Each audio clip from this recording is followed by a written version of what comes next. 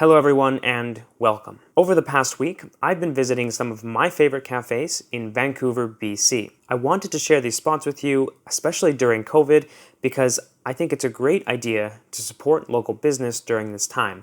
And there are many businesses that are still open in some capacity. Please keep in mind that these are not in any particular order, as I think that each cafe does a great job in its own unique way. There are many other cafes that I enjoy, but I'll start with these, and I might make a part 2 in the future. So first up, we have one of the most well-known names in the community and even internationally, that is Revolver Coffee. Currently they are operating as takeout only through the alley side window. What makes them special is their wide selection of beans from all around the world. They are very particular about who they buy from, and the quality is always outstanding. Revolver is the only place I could imagine being able to try beans from big coffee names as well, like James Hoffmann's Square Mile in the UK or Tim Wendelboe in Norway. The menu is simplistic, which I love seeing in a cafe, but if I had to recommend something, I'd say stick to the drinks where you'll really taste the coffee. That's stuff like espresso, macchiato, and just regular brewed coffee. Revolver excels in taking this large variety of beans from different roasters and fine-tuning them each day to make sure they're tasting great. Next, we have Pallet coffee roasters. And these guys are pretty special to me because they were one of the first kind of specialty coffee shops that I was exposed to early in my coffee journey. The staff were always super nice to me, the coffee has always been very consistent and interesting, and they've just kept getting better in my opinion. They have 6 locations, and I visited their downtown cafe on House Street, one of their newest spots. Currently, they are allowing people to enter the store and order their coffee, but you can't sit down quite yet. They've done a great job though of putting their safety practices out there, where their staff wear masks, they've got plexiglass, hand sanitizer, and very easy to follow markings on the floor. Their whole bean program is great, and they've got an impressive selection of beans from different countries, all with a variety of different processing methods. I highly recommend you go online to the website though, as that's where you'll see the full selection. I myself have an anaerobic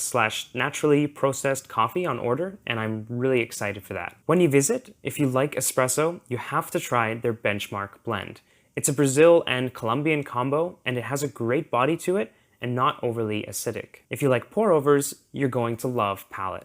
I had one of theirs from Kayon Mountain, which is in Ethiopian, and these lots are outstanding every year, so keep an eye out for that one. One last note is they do have a kitchen menu, and I know in the last year or so they've been developing this and have recently opened a brand new space that is sort of a cafe and restaurant. I'm super excited to visit one day, and I think it's going to be an incredible brunch or lunch place. Next on the list, I went to Milano Coffee Roasters. I love these guys for so many reasons, and a big one is that they are sort of unapologetically not third wave. They don't do light roasted, single origin, fruity Kenyans. The co-owner and roaster has been trained very specifically in a traditional Italian style. He puts together blends with 10 to 20 different beans in them, and his passion for coffee is off the charts. They've taken their roast to Italy and competed in world competitions, taking home several gold medals. At any given time, they have a selection of 4 to 8 espressos on bar for you to choose from,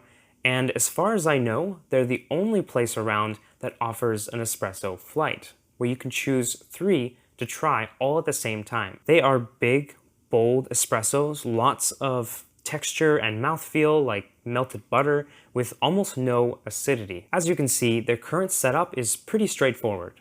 One place to enter, one to exit, and the tables are spaced out for social distancing. Last on the list is Harkin Coffee. This shop is very new to Vancouver, but the owner is not so unknown. Eldrick used to run a shop called Obad, which quickly became well known for its attention to detail and ensuring every cup was as perfect as it could be. He also developed Aesir filters, which are used on the AeroPress. These filters use high-quality paper, have a better pour size for a clean cup, and are way more consistent in terms of thickness of each filter. The original AeroPress filters have apparently varied a lot in their consistency of quality, and many of the world AeroPress champions will now use his Aesir filters in competition. But after closing Obad, he's now opened up Harkin, and they've started to do their own roasting as well. There are quite a few beans to choose from, and one thing that's really great is their transparency as they begin diving into green bean buying and roasting. You can visit their website to find out who their importers are and how much money they're giving to the farmers, as well as where your money goes when you purchase from them. Their menu is pretty straightforward, and I should note that everything in the shop is totally vegan. Besides the coffee, they've also got a very unique Japanese-style kitchen menu to honor their location in Japantown. You can currently sit inside, but there's a limit on how many people can go in at once, and you may have to wait a bit, especially on weekends. So those are all the places I visited. Thanks for watching, and please check the description of the video if you want to visit any of their websites. Comment below if you have any questions, and let me know. What's your favorite coffee shop in Vancouver or in the city where you live? Please consider subscribing, and I hope you have a great day.